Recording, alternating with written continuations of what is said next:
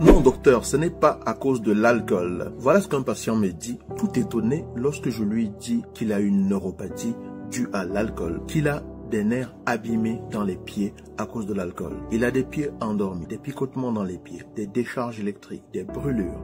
Il a de plus en plus de mal à marcher. Et lorsque je lui fais ce qu'on appelle un électromyogramme, cet examen-là qu'on fait pour tester les nerfs, les muscles, pour voir s'il y a un problème sur les nerfs et les muscles, je me rends compte qu'il n'y a plus du tout de réponse qui passe dans ses nerfs dans les pieds. Et quand je lui pose des questions, je me rends compte que ce monsieur consomme 2 litres de rosé par jour. Et ça, depuis à peu près une dizaine d'années. Donc il est convaincu que cela n'a absolument rien à voir. Parce que dans sa famille, c'est presque une culture de boire de l'alcool. Il n'a jamais eu de problème jusque-là. Pourquoi est-ce que je lui dis que ces picotements et ces fourmillements, ces difficultés à marcher qu'il a sont dues à de l'alcool? La dernière fois que je l'ai vu, ça remonte à il y a longtemps maintenant, mais j'en parle parce que j'ai annoncé un diagnostic de polyneuropathie à un patient tout à l'heure et je voulais justement attirer l'attention sur le fait que parmi les causes vraiment répandues de polyneuropathie, il y a ce qu'on appelle la consommation d'alcool. La neuropathie, ce sont les nerfs qui sont abîmés. Ça veut dire maladie sur les nerfs. Là, on parle des nerfs qui sortent du crâne pour aller au visage ou les nerfs qui sortent de la colonne vertébrale pour aller dans les bras, pour aller au niveau du tronc, de l'abdomen ou des membres inférieurs, ce qu'on appelle les nerfs périphériques. Lorsqu'on consomme de l'alcool régulièrement, l'alcool est toxique pour les nerfs parce que déjà votre organisme va métaboliser, donc digérer, transformer cet alcool-là en des produits qui sont déjà toxiques pour les nerfs. L'alcool en lui-même a un effet toxique pour les nerfs directement. L'alcool abîme votre tube digestif et empêche que votre tube digestif absorbe les vitamines dont votre corps a besoin pour fonctionner, des vitamines dont les nerfs ont besoin pour fonctionner, vitamine B1, la vitamine B6 par exemple, et ça vient encore rajouter au fait que vous avez des nerfs qui sont abîmés. Donc ce sont les nerfs en général au niveau de l'extrémité, donc les pieds, ça commence par les orteils, ça remonte au niveau des pieds, ça remonte au niveau des jambes, à un moment donné ça touche les mains également.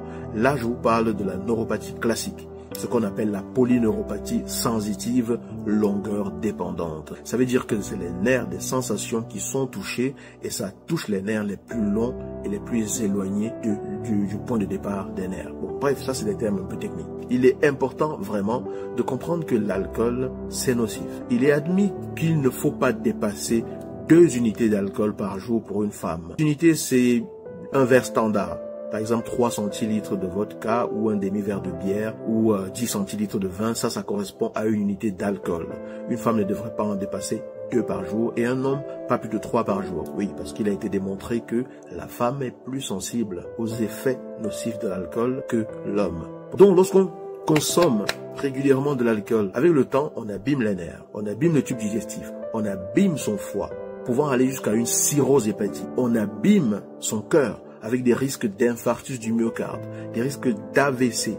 On abîme son cerveau, on entraîne une atrophie au niveau du cervelet, ce qui fait qu'à un moment donné, on a des troubles de l'équilibre. On abîme les zones de la mémoire du cerveau, ce qui fait qu'à un moment donné, on peut avoir ce qu'on appelle un syndrome de Korsakoff, donc une perte de mémoire fracassante qui chamboule complètement la vie de la personne. En général, les patients ne vont même pas forcément se rendre compte qu'ils perdent complètement la mémoire.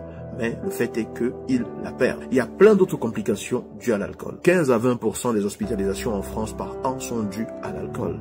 Et 41 000 décès par an sont causés par la consommation d'alcool. 41 000 décès par an. Peut-être pas l'alcool qui tue directement, mais par les effets que l'alcool va entraîner par ricochet, rien qu'en abîmant les organes, avec les accidents que ça peut entraîner, avec les traumatismes que cela peut entraîner parce qu'on est tombé, parce qu'on a fait un accident et tout ça.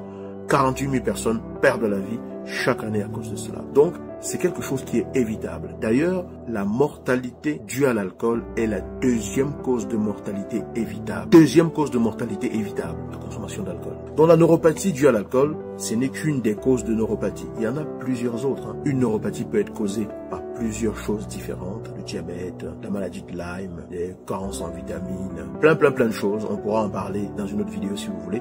Mais je voulais juste attirer votre attention justement sur ces situations selon laquelle l'alcool est l'une des causes de neuropathie et peut entraîner plein d'autres choses. Donc faisons attention. Au mieux, ne pas consommer d'alcool ou alors, au pire, le moins possible sans dépasser les préconisations recommandées.